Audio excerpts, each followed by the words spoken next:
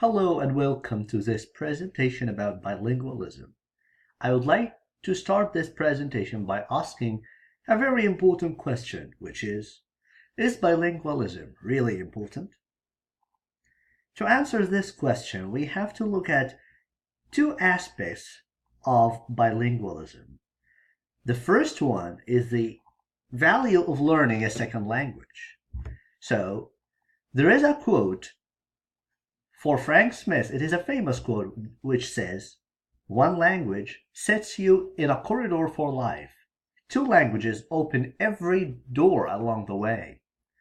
So learning a second language does not simply mean having an extra skill. It is a door for another way of life that you are going to learn. It gives different meaning to life when you have a different language or when you have the ability to speak a different language. There are a lot of people in the world who speak more than 5 languages.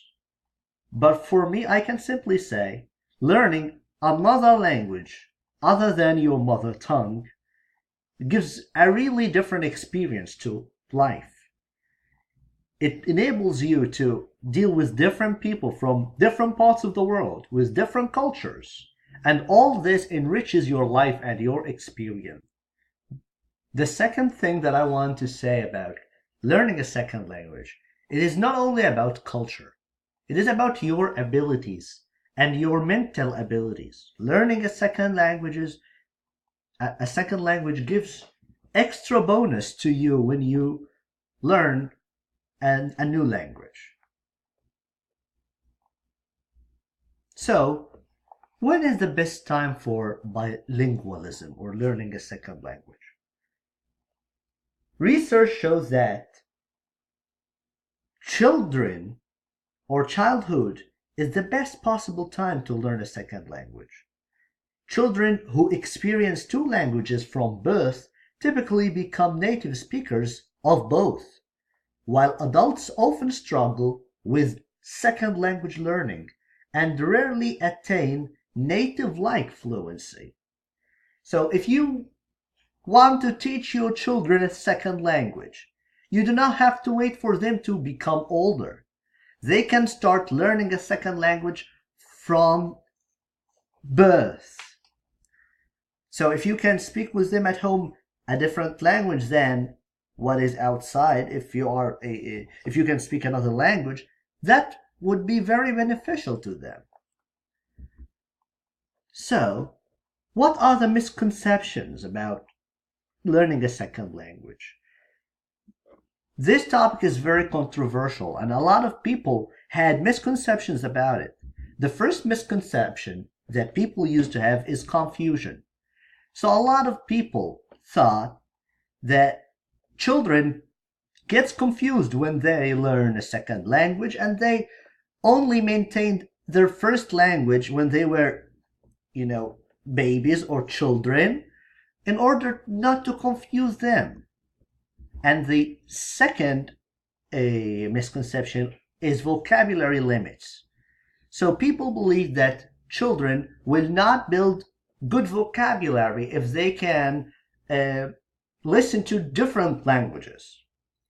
And this is why they didn't direct them to be bilingual since birth. But research has proved that the first misconception about confusion is absolutely wrong. That children have the ability to differentiate between languages very carefully and very easily without any problem. So they do not get confused. There is something in the brain called code switching. And children are very good at doing this switch between languages, the same as they can switch between the way to speak to your father or the way to speak to your teacher. So they never get confused about this.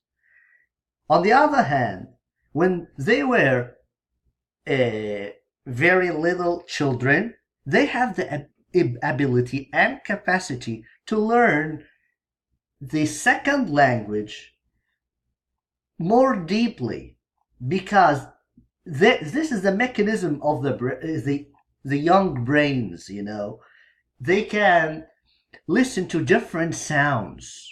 However, when they become older, their brain stores only the sounds that they were used to listen to, and it becomes hard for them to learn new sounds of different languages. So this misconception turned out to be absolutely wrong. The vocabulary limitations. This topic is also very controversial, but research has proved that it is true that some bilingual children have limits with vocabulary in childhood, or they develop vocabulary later than the monolingual. However, this turns to be for a short time, but with with time going on, these children become better speakers in both languages than the monolingual children. So I will have to say that this is also a very big misconception. Now, let's come to the other benefit of being bilingual, which is bilingualism enhances mental abilities. So when people learn a different language or a second languages, it enhances the plasticity of the brain. So their brain gets more signals of electricity for storing this second language, and this makes the brain more flexible. And there is a video in after 1 minute that I'm going to play, and it explains this idea in more detail. So first, let's compare between the brains of the monolingual and the bilingual. As you can see here, bilingual children or bilingual people store the information more deeply, as I mentioned before, because of the increased plasticity of the brain. This has a very important role in postponing aging. So bilingual people suffer the diseases like Alzheimer or dementia at a very late age than the monolingual people. So let's listen to the video I told you about in order to get this in more detail.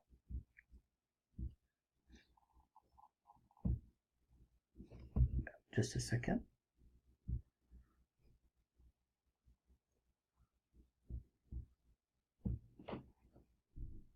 It's well known that the brain's left hemisphere is more dominant in analytical and logical processes, while the right hemisphere is more active in emotional and social ones. Though this is a matter of degree, not an absolute split. The fact that language involves both types of functions, while lateralization develops gradually with age, has led to the critical period hypothesis. According to this theory, children learn languages more easily because the plasticity of their developing brains lets them use both hemispheres in language acquisition, while in most adults, language is lateralized to one hemisphere, usually the left. If this is true, learning a language in childhood may give you a more holistic grasp of its social and emotional contexts. Conversely, recent research showed that people who learned a second language in adulthood exhibit less emotional bias and a more rational approach when confronting problems in the second language than in their native one. But regardless of when you acquire additional languages, being multilingual gives your brain some remarkable advantages. Some of these are even visible, such as higher density of the gray matter that contains most of your brain's neurons and synapses, and more activity in certain regions when engaging a second language. The heightened workout a bilingual brain receives throughout its life can also help delay the onset of diseases like Alzheimer's and dementia by as much as 5 years. The idea of major cognitive benefits to bilingualism may seem intuitive now, but it would have surprised earlier experts. Before the 1960s, bilingualism was considered a handicap that slowed a child's development by forcing them to spend too much energy distinguishing between languages, a view based largely on flawed studies. And while a more recent study did show that reaction times and errors increase for some bilingual students in cross-language tests, It also showed that the effort and attention needed to switch between languages triggered more activity in, and potentially strengthened, the dorsolateral prefrontal cortex. This is the part of the brain that plays a large role in executive function, problem solving, switching between tasks, and focusing while filtering out irrelevant information. So, while bilingualism may not necessarily make you smarter, it does make your brain more healthy, complex, and actively engaged. And even if you didn't have the good fortune of learning a second language as a child, it's never too late to do yourself a favor and make the linguistic leap from hello to hola, bonjour, or ni haos. Because when it comes to our brains, a little exercise can go a long way.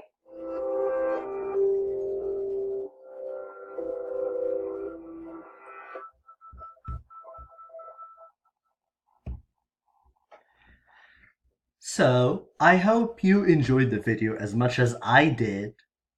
Thank you for watching, and thank you for watching this presentation. I would like to end my presentation with another, slogan that I have here. So bilingualism not only gives you 2 languages, but 2 brains. Good luck and have a great day.